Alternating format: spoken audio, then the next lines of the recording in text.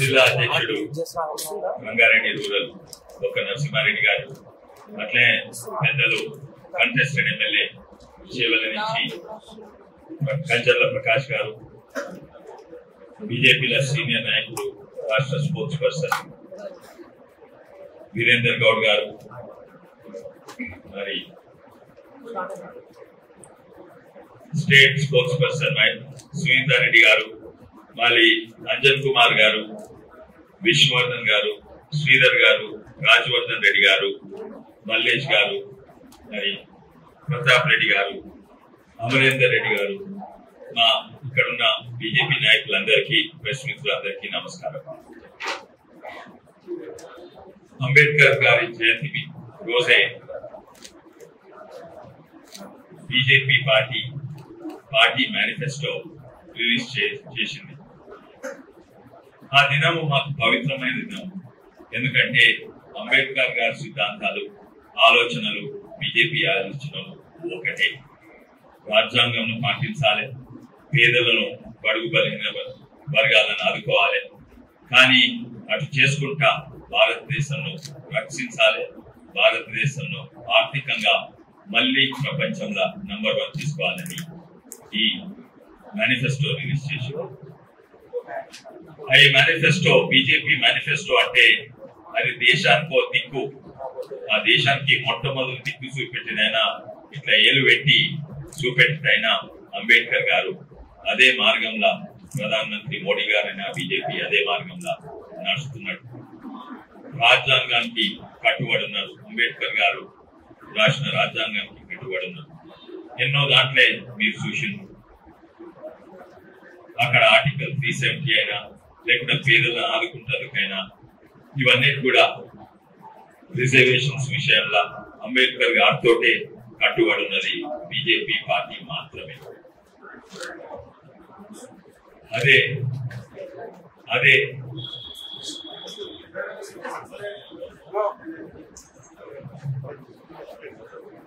అదే విధానంగా చేవెళ్ల పార్లమెంట్ కు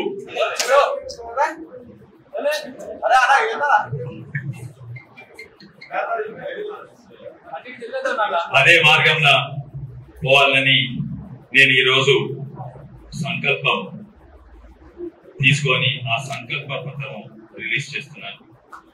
చేవెళ్ల పార్లమెంట్ అనేది ఒక మొత్తం భారతదేశంలోనే అన్నిట్లా డైవర్స్ కాన్స్టిట్యున్సీ అంటారు.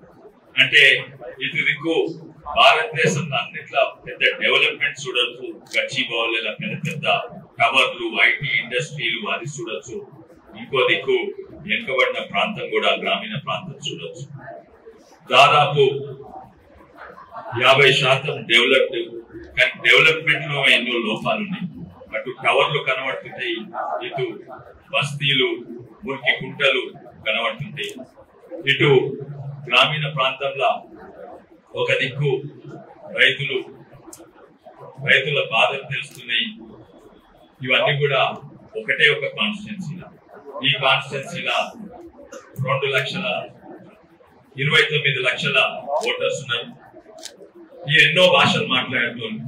తెలుగు, ఉర్దూ, మరి మరాఠీ, కన్నడ, మన బంజారా మిత్రులు, మన లంబాడి మిత్రులు దాదాపు 1,00,000 రాజస్థాన్ మాట్లాడుతున్నారు. అదే కాక ఐటీ ఉన్నందువల్ల ఈడ తమిళ్, గుజరాతీ, పంజాబీ, బెంగాలీ మాట్లాడుతూ ఉంది. దేశంలోనే అతి డైవర్స్ ఉన్న కాన్స్టిట్యున్సీ అంటే మన చేవెళ్ల పార్లమెంట్ కాన్స్టిట్యున్సీ. ఇవన్నీ దృష్టిలో పెట్టుకొని ఈ రోజు ఈ సంకల్ప పత్రం రిలీజ్ చేయడం జరుగుతుంది. అయితే గ్రామీణ ప్రాంతాల్లో సమస్యలు వేరు, పట్టణ ప్రాంతాలు వేరు.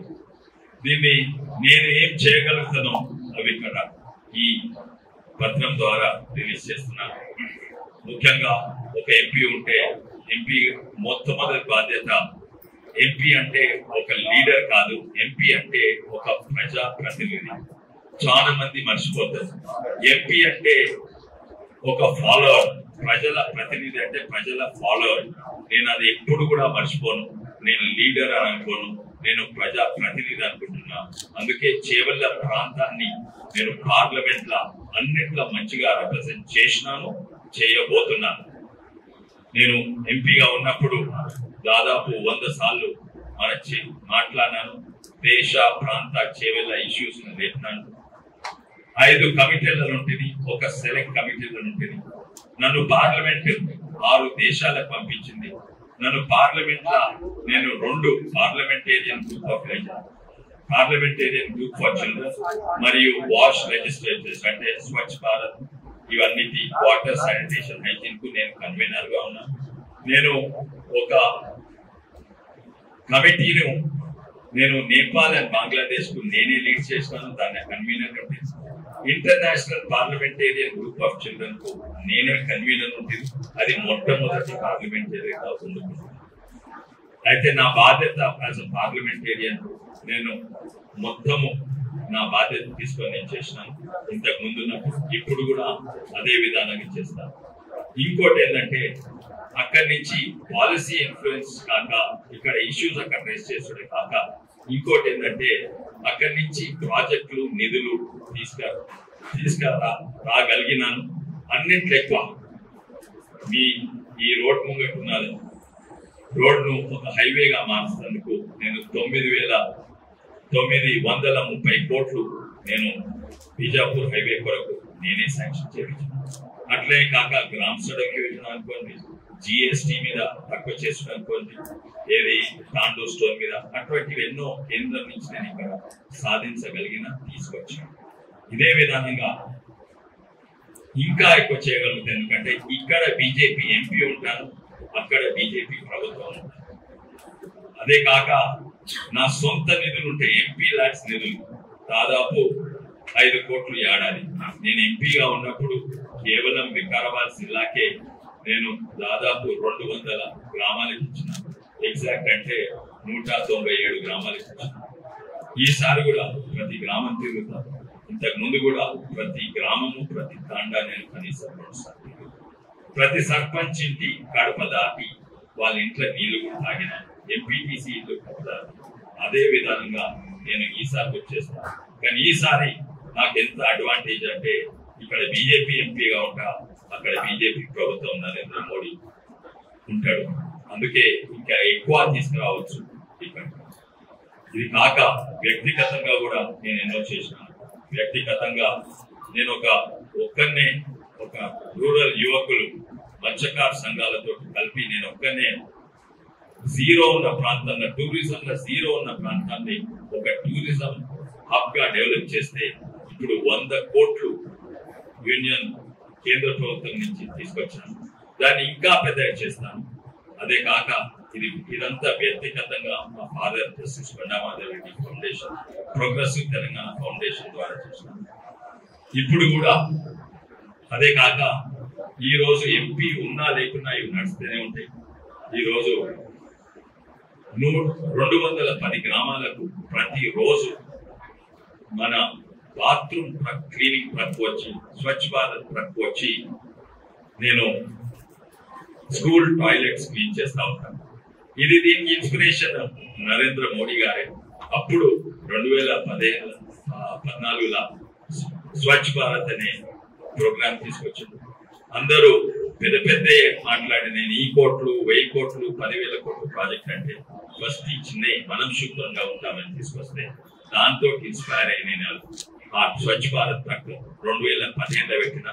ఆ రోజు కూడా నేను టీఆర్ఎస్ పార్టీ ఉన్నా కూడా నరేంద్ర మోడీ గారి ఫోటో పెట్టుకొని నేను చేసిన. ఈ రోజు కూడా నరేంద్ర మోడీ గారి ఫోటో ఇంకా పెద్ద పెట్టుకొని గర్వంగా చేస్తున్నాను. దీన్ని 210 గ్రామాలు పోతున్నాయి. ఇప్పుడు ఈ రోజు దీని తర్వాత వచ్చే 5 ఏళ్లలో ప్రతి గ్రామం చేయవల్ల నియోజకవర్గంలో నరేంద్ర మోడీ గారిది స్వచ్ఛ భారత్ ట్రక్ పోయి బాత్రూమ్ లో క్లీన్ చేసుకోవడం మొదలు పెడతాం. కానీ వ్యక్తిగతంగా చేస్తా, ఎంపీ ల్యాక్స్ తో చేస్తా, అక్కడి నుంచి తీసుకొస్తా. అట్లే ప్రజాప్రతినిధిగా ఇక్కడ ఉన్న ఇష్యూస్ పార్లమెంట్ లో రిప్రజెంట్ చేస్తా. ఈ 4 కూడా నేను ఇంతకు ముందు చేసినాయి, ఇంకా ఎక్కువ చేయగలుగుతాను, చేస్తాను.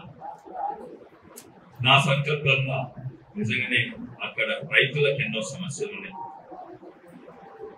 జనరల్ గా చెప్పాలంటే రైతుల సమస్యలు, అట్లనే పేద కుటుంబాలు ఉన్న వాళ్ళకి ఎన్నో సమస్యలు, విద్యా వైద్య రంగంలో ఇల్లు లేని వాళ్ళకి ఎన్నో సమస్యలు ఉన్నాయి. అట్లనే పట్టణ ప్రాంతంలో సివిక్ అండ్ సోషల్ ఇన్ఫ్రాస్ట్రక్చర్ లేదు. అవును, పెద్ద పెద్ద టవర్లు వచ్చినాయి, ఐటీ కంపెనీలు వచ్చినాయి, కానీ అటే పక్కకు పోతే చెరువులు మురికి కుంటలైన ఎస్టీపీలు అంటే సీవేజ్ ట్రీట్మెంట్ ప్లాంట్స్ 10-20% పనిచేస్తున్నాయి. మోరీలు ఓవర్ఫ్లో అవుతున్నాయి, రోడ్లు చక్కగా లేవు, కరెంట్ కోతలు మొదలైనవి, ట్యాంకర్ కల్చర్ అంటే తాగునీరు కొరకు ట్యాంకర్ కల్చర్ మొదలైంది. ఇవన్నీ కూడా ఓ దిక్కు టవర్లు ఉన్నాయి, ఓ దిక్కు ఇవన్నీ సమస్యలు ఉన్నాయి. ఇవన్నీ కూడా ఇష్యూస్ అడ్రస్ చేసుకుంటారు. ముఖ్యంగా విద్య వైద్య రంగంలో నిజంగానే ఈ రోజు కొన్ని రాష్ట్రాలలో అదే ప్రభుత్వ హాస్పిటళ్లలో అదే ప్రభుత్వ పాఠశాలలో ధనవంతులు పోతారు, పేదోళ్ళు పోతారు. కానీ మన రాష్ట్రాలలో పేదోళ్ళు కూడా ప్రభుత్వ హాస్పిటల్ ప్రభుత్వ స్కూల్ కు పిల్లలు మొత్తం భయపడుతున్నారు. వాటి కొరకు ఎన్నో నేను ప్లాన్స్ స్కీమ్స్ చేసినాను. ముఖ్యంగా కేంద్ర ప్రభుత్వం నుంచి బస్తీ దవాఖానాలు కాక ఇక్కడ నిధులు మన గవర్నమెంట్ హాస్పిటల్స్ కు, ప్రైమరీ హెల్త్ కేర్ సెంటర్స్ కు, అంగన్వాడీకి వచ్చినట్టు చేస్తాం. అది కూడా మేముండి ఇక్కడ మానిటర్ చేస్తాం. ఇంతకు ముందు కూడా చేసినా కానీ కేంద్ర ప్రభుత్వం ఈ ప్రభుత్వం అవి చక్కగా వాడుకోలేదో, అసలు వాడుకోకుంటే ల్యాబ్స్ అయ్యి రిటర్న్ అయినాయో, లేకుంటే వేరే వాటికి కాళేశ్వరంలో ఎక్కువ డైవర్ట్ అయినాయి. ఈసారి నేను ఇక్కడ ఒక వాచ్ గా నేను చూస్తాను. కేంద్రం తెచ్చిన నిధులు వాటికే వాడుకున్నట్టు నేను చూస్తాను. విద్యా రంగంలో అయితే నిజంగానే ఘోరమైన పరిస్థితి. అది కేవలం గవర్నమెంట్ స్కూల్సే కాదు, ప్రైవేట్ స్కూల్స్ లో కూడా ఫీజులు 2 లక్షలు 3 లక్షలు అంటే అది పేదోళ్ళ పొట్టనే కొట్టలేదు. అది salary class, lower middle class, upper middle class ధనవంతులకు కూడా కష్టమవుతుంది. స్కూల్ ఫీజు ఇక్కడ 1 లక్ష నుంచి 10 లక్షల వరకు ఉన్నాయి. అందరికి ఇబ్బంది అవుతుంది. దాని కొరకు నేను కమ్యూనిటీ స్కూల్స్ తెప్పిస్తాను. ఎట్లా అయితే కమ్యూనిటీ ఆ లోకల్ కమ్యూనిటీయే ఆ స్కూళ్ళని నడిపిస్తుంది. గవర్నమెంట్ మద్దతు కొంత ఉంటుంది. మొత్తము కమ్యూనిటీ కింద స్కూల్ పెట్టి ఒక్క మోడల్ స్కూల్ ఫస్ట్ తెప్పిస్తాను. దాన్ని సక్సెస్ఫుల్ చేసి ఇదే మోడల్ గా కేంద్ర ప్రభుత్వం, రాష్ట్ర ప్రభుత్వం తోటి అంతటా కూడా ఎన్నో డెవలప్ దేశం అమెరికాలో ఉన్నట్టు గవర్నమెంట్ స్కూల్స్ కమ్యూనిటీ స్కూల్స్ గా మార్చడానికి నేను ప్రయత్నం చేస్తాను. ఇది గోవా మోడల్. మీరు గోవాలో చూడండి, ఆడ బీజేపీ ప్రభుత్వం ఉంది. అక్కడ ధనవంతులు కూడా పిల్లలను గవర్నమెంట్ స్కూల్స్ కే నడిపిస్తారు. అండ్ ఆ స్కూల్ నడిపించేది సర్పంచ్ తో సహా ఆ గ్రామస్తులే ఆ స్కూల్ నడిపిస్తారు. ఇలా గవర్నమెంట్ వీళ్ళు పెట్టుకుంటారు లేదు, ఇలా కరప్షన్ ఉండదు. స్కూల్లో టీచర్ అటెండెన్స్ 100% ఉంటుంది. స్కూల్లో బాత్రూమ్ శుభ్రంగా ఉంటుంది. మీరు కావాలంటే అందరు జర్నలిస్టు నేను గోవా కూడా తీసుకోవాలంటే అరేంజ్మెంట్ చేస్తాను. అట్లనే ప్రైవేట్ హాస్పిటల్స్ కూడా, గవర్నమెంట్ హాస్పిటల్స్ కూడా ఇక్కడ ఉన్నట్టు ప్రైవేట్ హాస్పిటల్స్ తో సమానంగా నడుస్తున్నాయి. అది నేను కేంద్ర ప్రభుత్వం నిధులతోటి ప్రయత్నం చేస్తాను. ఇంకోటి ఎన్నో ఇష్యూస్ ఉన్నాయి. సాగునీరు, ఇది ఎత్తైన ప్రాంతం, ఇది చాలా ఎత్తైన ప్రాంతం. ఇక్కడ సాగునీరు తెస్తందుకు చాలా ఇబ్బందులు, తెస్తందుకు ఎంతో ఖర్చులైతే ప్రాణహిత చేవల్ల తీసేసింది. కానీ ఆ ప్రాణహిత చేవలతోటి కాంగ్రెస్ ప్రభుత్వం అది అసాధ్యమైన ప్రాజెక్టు, దాన్ని తీసేసి ఇంతకు ముందున్న ప్రభుత్వం పాలమూరు రంగారెడ్డి తోటి తీసుకొస్తామన్నాం. అది కూడా కాళేశ్వరం నంబర్ 2. ఎందుకంటే అది తుమ్మడాటి నుంచి నీరు తీసుకొస్తాం, కిందికి పోయి మేడిగడ్డ నుంచి తీసుకొస్తుంది. ఇక్కడ కూడా అదే కథ, సేమ్ టెక్నాలజీ. ఏంది, నీళ్లు సూటిగా జూరాల నుంచి మా పరిగి వికారాబాద్ తీసుకురాక, తాండూరు తీసుకురాక చుట్టు తిప్పి తీసుకొస్తుంది. జూరాల నుంచి అంటే 100 కిలోమీటర్లే కిందికి శ్రీశైలం వరకు తీసుకొచ్చి మళ్ళా రివర్స్ పంపింగ్. అంటే ఇది కూడా కాంట్రాక్టర్ల ప్రాజెక్ట్. దీన్ని పాలమూరు రంగారెడ్డిని కేంద్ర ప్రభుత్వం నిర్వహిస్తే నేను తప్పనిసరిగా జూరాల నుంచి డైరెక్ట్ చేవల వికారాబాద్ పరిగి తాండూరుకు వచ్చేటట్టు చేస్తా. చుట్టు తిప్పి తీసుకొస్తే ఇది టైలర్ ప్రాజెక్ట్ అవుతుంది, చుట్టు తిప్పి తీసుకొస్తే ఇది కాంట్రాక్టర్ల ప్రాజెక్ట్, చుట్టు తిప్పి తీసుకొస్తే ఇది అసాధ్యమైన ఖర్చు ఎక్కువైనా, కరెంట్ బిల్ ఎక్కువైనా ప్రాజెక్ట్ అయితే నేను ఉన్న డిజైన్ అది తప్పు, అది కాళేశ్వరం స్టైల్ టెక్నాలజీ, అది కూడా చేస్తాను. మళ్ళా middle class, salaried middle class వాళ్ళకి ఎన్నో ఇబ్బందులు ఉన్నాయి. వాళ్ళకి కింద ఏ పథకాలన్నా అందాయి. అండ్ ధనవంతులు డబ్బు ఎక్కువ లేక ట్యాక్స్ లో ఎక్కువ కడుతున్నారు. అయితే వాళ్ళకు కూడా దీన్ని హెచ్ఆర్ఏ డిడక్షన్, హైదరాబాద్ నగరము అది మెట్రో నగరం, ఇంత పెద్ద నగరమైనా కూడా ఉన్న ప్రభుత్వము పోయిన ప్రభుత్వము దీన్ని ఇంకా మెట్రోగా మారలేకపోయింది. అందువల్లనే ఇన్కమ్ ట్యాక్స్ లా దీన్ని హెచ్ఆర్ఏ డిడక్షన్ తక్కువ, దీన్ని మెట్రోగా నేను తప్పనిసరిగా 2 ఏళ్లలోనే దీన్ని మెట్రోగా కన్వర్ట్ చేసి ఇక్కడ కూడా సాలరీ క్లాస్ హెచ్ఆర్ఏ డిడక్షన్స్ 50% వరకు చేస్తా. అది సాలరీ క్లాస్ కు చాలా లాభం. ఇక్కడ ఎన్నో అంశాలు ఉన్నాయి. ఇక్కడ కూరగాయలు ఎక్కువ పండిస్తారు. అందుకే నేను ఇక్కడ అన్నిట్లో పెద్ద ఫుడ్ ప్రాసెసింగ్ తీసుకొస్తాను.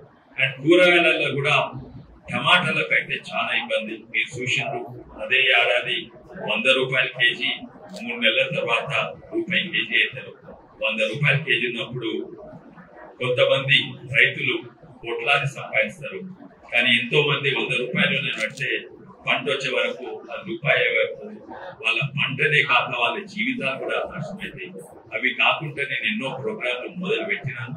అవి పార్టీ సక్సెస్ఫుల్, నేను అది మొత్తం సక్సెస్ఫుల్. నేను ఉన్నప్పుడే ప్రత్యేకంగా టమాటా రైతులకి అది తప్పనిసరి చేస్తాను. ఇంకోటి, ఇది ఎత్తైన ప్రాంతం. మేము ఇక్కడ ఈ పశ్చిమ రంగారెడ్డిలో మేము తినేది వెనుకట నుంచి ఇప్పుడు కూడా చాలా మంది మేము తినేది జొన్న రొట్టెలు, గోధుమ రొట్టెలు, తైద రొట్టెలు. కానీ ఇక్కడ జొన్నలు, తైదలు తక్కువైతున్నాయి, ఎవరు పెడతలేదు. ఎందుకంటే అవి హెల్త్ కూడా మంచిది, ఎందుకంటే దానికి గిట్టుబాటు ధర వస్తలేదు. దాని ఎంఎస్పిని నేను పెంచుతా. మళ్ళీ ఇది ఈ ప్రాంతానికి ఎక్కువ కొర్రలు, సజ్జలు, ఇవన్నీ మెట్ట పంటలు, అంటే వానతో పెరిగే, సాగునీరు లేకుండా పెరిగే పంటలకు అది గిట్టుబాటు ధర కంటే ఎక్కువ ప్రాఫిట్ అయ్యేందుకు నేను తప్పనిసరిగా చేస్తాను. దీనికి మోడీ గారు కూడా గ్రహించి మిల్లెట్స్ అని ప్రపంచ వ్యాప్తంగా ఇప్పుడు పాపులర్ అవుతున్నాయి. దాంట్లో చేవల్ల రైతుల పాత్ర ఎక్కువ అయ్యేటట్టు నేను తప్పనిసరి చేస్తాను. యువకులకు, ఎంతో మంది యువకులకు ఉద్యోగాలు లేవు. ఉద్యోగాలు వచ్చినా కూడా ఆ ఉద్యోగాలు ఎట్లుంటాయంటే, ఇది ఇడిచిపెట్టి పట్టణం ఏదో మోటార్ సైకిల్ డ్రైవ్ చేసో లేకపోతే హోటళ్లను ఎక్కడో పనిచేసి నేను ఉద్యోగాలు సృష్టించాను. ఆ స్కిల్ డెవలప్మెంట్ కూడా ఎట్లా మారుతుందంటే, రూరల్ బేస్డ్ జాబ్స్. ఊర్లో 10,000 వచ్చినా కూడా, ఊర్లో 15,000 వచ్చినా, పట్టణంలో 30,000 వచ్చినా సమానం. ఎందుకంటే ఊరు వండుకుంటుంటే ఊరు బాగా అవుతుంది. ఇంకోటి ఏంటంటే ఖర్చులు తక్కువ ఉంటాయి. ఇంట్లో కిరాయి అవసరం లేదు, ఇంట్లో తిండి ఇంట్లోనే వండుకుంటారు. కానీ పట్టణం ఉంటేనంటే ఇక్కడ 15,000 అక్కడ 30,000 సమానం. అందుకే నేను ఏం చేసినా కూడా, టూరిజం చేసినా కూడా ఇక్కడనే ఉద్యోగాలు సృష్టించినట్టు చేసినాను. ఇక్కడ తాండూర్ ఇండస్ట్రీ, తాండూర్ రాయి, ఎట్లయితే రాజస్థాన్ లో కోటా రాయి విలువ పెంచిండ్రో, ఇక్కడ అన్నిట్లో సస్తా రాయి అంటే తాండూర్ షాబాద్ రాయి. దాని విలువ పెంచినందుకు టెక్నికల్ స్కిల్ ట్రైనింగ్ వెనుకటుండే తాండూర్ రాయి మీద టెక్నాలజీ, అది కూడా నేను దాన్ని training courses and technological centre చేస్తాను. తాండూర్ రాయి విలువ నేను ఎక్కువ చేస్తాను. ఇంతకు ముందు కూడా తాండూర్ కంది బోర్డు తేవాలని ఉన్నారు. అయితే నేను చెప్పిన ఏంటంటే, అంతకంటే ముఖ్యము తాండూర్ కందిపప్పు విలువను ఎక్కువ చేయాలి, అది ముఖ్యము. దాంతో రైతుల ఆదాయం పెరుగుతుంది. ఇక్కడ బోర్డు ఉన్నది, ఎందుకంటే రాజధాని కందుల రీసెర్చ్ సెంటర్ ఆల్రెడీ ఉన్నది. ముఖ్యంగా మన అవసరం ఇదని, దానికి జిఐ ట్యాగింగ్ కావాలని నేను పార్లమెంట్ లో మాట్లాడినాను, సాధించాను. ఈ జిఐ ట్యాగింగ్ తోటి దీని విలువ కూడా ఎక్కువ చేసేందుకు నేను ఎన్నో చర్యలు తీసుకుంటా ప్రయత్నం చేస్తాను. అది కూడా పార్షల్ సక్సెస్. నేను పార్లమెంట్ లో తాండూర్ కందుల గురించి మాట్లాడినా, నేను ఎంపీ ఉన్నప్పుడు. ఇప్పుడు సగం సాధించడం ఏంటంటే జిఐ ట్యాగింగ్ వచ్చింది, కానీ దీని విలువ ఎక్కువ చేస్తాను. నేను ప్రయత్నాలే కాదు అది కూడా సాధిస్తాను. ఇక్కడ ఉద్యోగాల కొరకు పెద్ద పెద్ద ఇండస్ట్రీస్ వచ్చినా కూడా ఉద్యోగాలు బయటికి పోతే లోకల్ మన రైతు కుటుంబాలకు అంత లాభం ఉండదు. ఉద్యోగాలు ఇక్కడ ఉద్యోగాలు వచ్చిన ఇండస్ట్రీస్ ఇక్కడ తెప్పిస్తారు, ఫుడ్ ప్రాసెసింగ్ అన్ని తెప్పిస్తారు. కానీ ముఖ్యంగా పెద్ద పెద్ద ఇండస్ట్రీస్ వస్తే ₹1,00,00,000 పెట్టుబడితోటి ఒకటే ఉద్యోగం వస్తుంది. కానీ స్మాల్ మీడియం స్కేల్ తోటి ₹1,00,00,000 10-20 పెట్టుబడితోటి 10-20 ఉద్యోగాలు వస్తాయి. నేను స్మాల్ మీడియం స్కేల్ చాలా ప్రమోట్ చేస్తాను. ఇంకోటి ఏంటంటే మేము తప్పనిసరి 2 అయితే నేను గ్యారంటీ ఇస్తాను. మోడీ ఎంతో పెద్ద పెద్ద పథకాలు పెట్టింది కానీ ఇక్కడ 2 ఇమీడియట్లీ చేస్తాం. తర్వాత ప్రతిమా కూడా అమలయ్యేటట్టు ముఖ్యంగా లోన్లు, ఇండ్లు ఇక్కడ తెచ్చేది మేమందరం ఇక్కడ కూర్చున్న గ్యారంటీ ఇస్తాం. 20,000 నుంచి 20 లక్షల వరకు చాలా తక్కువ మితితోటి మేము లోన్లు మీకు గ్యారంటీ చేస్తాము. ఎందుకంటే దివాలా తీసిన బ్యాంకులు ఇప్పుడు బ్యాంకులలో ప్రాఫిట్లు నిధులు బాగున్నాయి. అండ్ అది కూడా మోడీ గారి విధానము, మోడీ గారి సిద్ధాంతము, అంబేద్కర్ గారి సిద్ధాంతంతో కట్టుబడి ఉంది. అది అంత్యోదయ మొట్టమొదటి కిందోది సూట్. అందుకే లోన్లు ఇక్కడ మేము గ్యారంటీ ఇస్తాం. నేనే కాదు, ఇక్కడ ఉన్న వాళ్ళ నాయకులందరూ కూడా గ్యారంటీ ఇస్తారు. ఏంటంటే ఎవరికైనా 2 కుట్టు మిషన్ తెచ్చి బట్టల బిజినెస్ చేస్తామన్నా, 2 బర్రెలు కొన్ని పాల బిజినెస్ చేసినా, లేకపోతే బ్యూటీ పార్లర్ వెల్డింగ్ షాప్ పెట్టినా కూడా మేము గ్యారంటీ ఉంటాము. మా ఇంకా మోడీ గ్యారంటీ ఉంటారు. మీ అందరికీ 20,000 నుంచి 20 లక్షల లోన్స్ తప్పనిసరి అందిస్తాము. ఇండ్లు, లోన్లు, ఇండ్లు ఈ రాష్ట్రము యావత్ భారతదేశంలో పేదోళ్లకు ఇల్లు తెస్తేందుకు అన్నిట్ల లాస్ట్. ఉత్తరప్రదేశ్ లో 40 లక్షల ఇల్లు ఇచ్చిండ్రు, పక్క రాష్ట్రం ఆంధ్రప్రదేశ్ లో 20 లక్షల ఇల్లు ఇచ్చిండ్రు. ప్రధానమంత్రి ఆవాస్ యోజన ఈసారి ప్రధానమంత్రి ఆవాస్ యోజన కనీసం 10-15 లక్షల ఇల్లు తెలంగాణకు వస్తాయి. అందులో కనీసం 1,00,000 ఇండ్లు మా చేవెళ్ళ పార్లమెంట్ రంగారెడ్డి జిల్లాకు నేను తీసుకొస్తాను. అయితే ఇండ్లు, లోన్లు అయితే మేము మొట్టమొదటి చేస్తాం. అదే కాక ఆయుష్మాన్ భారత్ కింద అది మొత్తం అందరినీ రిజిస్టర్ చేసి అది కూడా కేంద్ర ప్రభుత్వం దాన్ని ఇంకా అందరు కండక్ట్ చేస్తుంది. పెద్ద మనుషులు 70 ఏళ్ళ కన్నా ఎక్కువ వాళ్ళకైతే ఇప్పటి చేసి అందరికి కూడా ఏ హాస్పిటల్ అయినా బిల్లు 5 లక్షల వరకు వాళ్ళు ఇస్తారు. ఇంకోటి ఇది రాష్ట్ర ప్రభుత్వం అడ్డుకుంటున్నా కానీ ఇప్పుడు చూస్తున్నాము మీరు అటు పంటలు ఎండకెండిపోయినా, వనరులకు నాశనమైనా పంటలే కాదు వాళ్ళ జీవితాలే నష్టమవుతుంది, పంట నష్టం వస్తుంది. ప్రధానమంత్రి ఫసల్ బీమా యోజన ఒత్తిడి పెట్టి, ఈ ప్రభుత్వం మీద ఒత్తిడి పెట్టి అది ఇక్కడ అమలు అయ్యేటట్టు మేము చేస్తాం. ఇప్పుడు అమలు అయితే పంట నష్టం అయితే జీవితాలు రైతులే నష్టమవుతుంది, అవి చేస్తాం. Geo-1 అని నేను ఎంపీగా ఫస్ట్ టైం ఉన్న కంటే ముందే కొట్లాడుతుంది. Geo-1 అని తెచ్చింది వెంకట. Geo-1 ఎందుకు తెచ్చిందంటే వెంకట ఇండస్ట్రీస్ పొల్యూట్ అయితే 2 చెర్లు ఉస్మాన్ సాగర్, హిమాయత్ సాగర్, గండిపేట ఇంకా హిమాయత్ సాగర్ పొల్యూట్ అవుతుందని ఇక్కడ Geo-1 తెచ్చిన. ఎందుకంటే ఇండస్ట్రీస్ పెడితే పొల్యూట్ అవుతుంది, వ్యవసాయం పొల్యూట్ కాదు. కానీ ఈ రోజు అది మారింది. ఇండస్ట్రీస్ అంటే పొగొచ్చే ఫ్యాక్టరీ కాదు, IT industries, knowledge industries, intellectual property industries. వీటిలో పొల్యూషన్ ఉండదు. ఒక్క సుక్క బయటకైనా ట్రీట్మెంట్ తోటి వస్తుంది. ఆ నాన్ పొల్యూటింగ్ ఇండస్ట్రీస్ తెచ్చి, నాలెడ్జ్ ఇండస్ట్రీస్ తెచ్చి తర్వాత ఇటు రైతులకు వెంకట అగ్రికల్చర్ లా ఎక్కువ పొల్యూషన్ లేదు. ఇక్కడ కూడా ఆర్గానిక్ ప్రమోట్ చేసి పెస్టిసైడ్స్ ఇంకా ఎరువులు తక్కువ చేస్తే దీన్ని సస్టైనబుల్ డెవలప్మెంట్ గా చేస్తాం.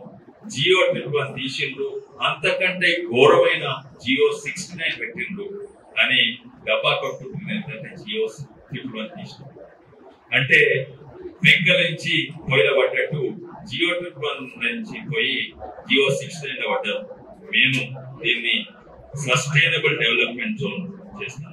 అంటే అటు పర్యావరణం కాపాడుకుంటా ఇక్కడ డెవలప్మెంట్ అయ్యేటట్టు సస్టైనబుల్ డెవలప్మెంట్ ఇవన్నీ కూడా నేను ఇంతకు ముందు కూడా నేనున్నప్పుడు వికారాబాద్ శాటిలైట్ సిటీగా ప్రకటించారు. కానీ కేంద్ర ప్రభుత్వం దానికి కొన్ని నిధులు కేటాయించారు. అవి ఆ నిధులు కూడా చక్కగా వాడలేదు. అది వాడినా కూడా వికారాబాద్ కొంచెం అభివృద్ధి అవుతుంది. ఆ శాటిలైట్ సిటీ వాళ్ళ ప్లాన్ ప్రకారంగా ఎప్పుడు కాదు. అందుకే శాటిలైట్ సిటీ కావాలంటే కనెక్టివిటీ కావాలి. అందుకే నేను ఫస్ట్ హైవే తెచ్చిన, ఇంకోటి ఎంఎంటీఎస్ వికారాబాద్ ప్రయత్నం చేస్తే అప్పుడు కేంద్ర ప్రభుత్వము శంకర్పల్లి వరకు వాళ్ళ అప్రూవల్ ఇచ్చింది, ఓకే అనేది. కానీ అది 50-50. అప్పుడు రాష్ట్ర ప్రభుత్వం ముందుకు రాలేదు. ఈసారి శంకర్పల్లి అండ్ వికారాబాద్ వరకు నేను కేంద్రం నుంచి 50% తీసుకొస్తా. అదే ఇక్కడ ఉన్న ప్రభుత్వానికి ఛాలెంజ్ ఇస్తా, మీ వంతు 50% పెడతారా అని ఒత్తిడి తెస్తా. పోయిన ప్రభుత్వం శంకర్పల్లికి తెచ్చినప్పుడు వాళ్ళ వంతు పెడతానికి వెనుకబడ్డారు. ఈసారి మళ్ళీ శంకర్పల్లి మొదలు తర్వాత వికారాబాద్ ఎంఎంటీఎస్. అదే కాక రైల్వేస్ వల్ల తాండూరు రిమోట్ ప్రాంతం వాళ్ళకు కూడా కనెక్టివిటీ వచ్చే వరకు మేము ప్రయత్నం చేస్తాం. బషీరాబాద్ లా స్టాప్ కొరకు తప్పనిసరిగా ప్రయత్నం చేస్తాం. ఎన్నో ఆర్యూబీలు కాలేదు, అవి కంప్లీట్ చేస్తాం. కొత్తవి కూడా నేను ఇంకా ఆఖరికి చెప్పాలంటే అక్కడ మేనిఫెస్టో మేము డైరెక్ట్ వాళ్ళకు లోన్లు ఇల్లు అందిస్తాము. వేరే పథకాలు ఏవైతే ఇక్కడ బ్లాక్ అవుతున్నాయో, ఎందుకంటే నరేంద్ర మోడీ గారు పంపించిన బియ్యం ఇక్కడ అందుతున్నాయి కానీ వేరే అన్ని పథకాలు ఇక్కడ నేనుండి ఆ వేరే పథకాలు ఫసల్ బీమానే కానీ లేకుంటే ఆవాస్ యోజన కానీ ప్రధానమంత్రి ఇక్కడ తీసుకొస్తాను. రైతులను పేదలను నిజంగా ఎంతో మంది పెన్షన్ వస్తలేదు. నా హెల్ప్ లైన్ కూడా పెట్టినాను, ఎంతో మంది పెన్షన్ వస్తలేవు. కొందరు అంటుండ్రు మేము పెన్షన్ ఎక్కువ చేస్తాం కానీ మొట్టమొదలు ఉన్నోళ్ళకే పెన్షన్ సక్కగా వచ్చినట్టు నేను హెల్ప్ లైన్ కూడా పెట్టినాను ఇక్కడ. ఆ హెల్ప్ లైన్ ద్వారా అందరికీ పెన్షన్ వచ్చినట్టు చేస్తాను. ఇక్కడ నంబర్ కూడా ఉన్నది, ఇక్కడ నంబర్. నేను ప్రజలకు ఎప్పుడు కూడా అందుబాటు ఉంటుంది. నా ఇంటికి గేట్ ఉండదు, నా ఇంటికి గేట్ బంద్ ఓపెన్ కాదు, నా ఇంటికి గేట్ లేనే లేదు. మా ఇంటిని పోయి ఫోటోగ్రాఫ్ తీసుకోండి, నా ఇంటికి గేట్ ఉండదు. వేరే రాజకీయ నాయకులకు ఇంటికి గేట్ ఉంటుంది, ఒక సెక్యూరిటీ గార్డ్ ఎప్పుడో చాలా. నా ఇల్లు గేటు ఇప్పుడే కాదు, 20 ఏళ్ల సంది నా ఇంటికి గేట్ లేదు. ఎవరు కూడా నా ఆఫీస్ కు గేట్ లేదు, ఎవరు కూడా నా ఆఫీస్ కు నడుచుకుంటూ రావచ్చు. తప్పనిసరిగా అంబేద్కర్ ఆశయాలతో మన ప్రధానమంత్రి విధానం, ప్రధానమంత్రి మేనిఫెస్టోలో నేను ఇక్కడ 100% అమలు చేస్తాను. నిజంగానే చేవెళ్ళ సస్యశ్యామలత చేస్తాను. రాష్ట్ర ప్రభుత్వం ఎక్కడన్నా అడ్డుకుంటే వాళ్ళ మీద ఒత్తిడి పెడతాను. భారత్ మాతా కీ జై.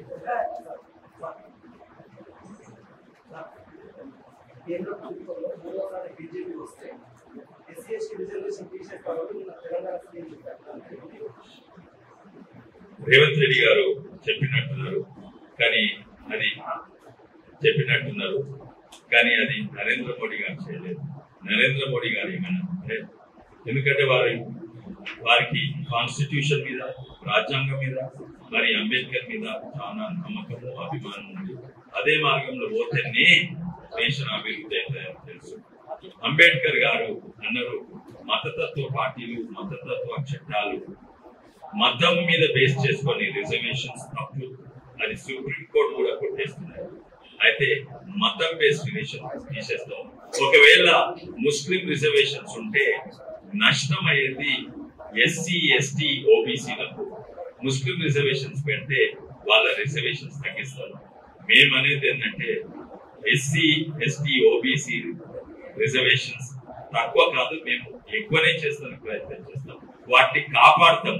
మీరు ముస్లిమ్స్ రిజర్వేషన్స్ పెట్టి మీరు OBC reservation, SC, ST reservation తక్కువ చేస్తాం, అది కానీయకుండా చేస్తాం. ఓబీసీలను, ఎస్సీలను, ఎస్టీలను ఆదుకునేది ప్రధానమంత్రి మోడీ గారు. ఇప్పుడే కొండ విశ్వేశ్వరరెడ్డి గారు సంకల్ప పత్రాన్ని ఓపెన్ చేశారు. ఇప్పుడు రిలీజ్ చేస్తున్నారు.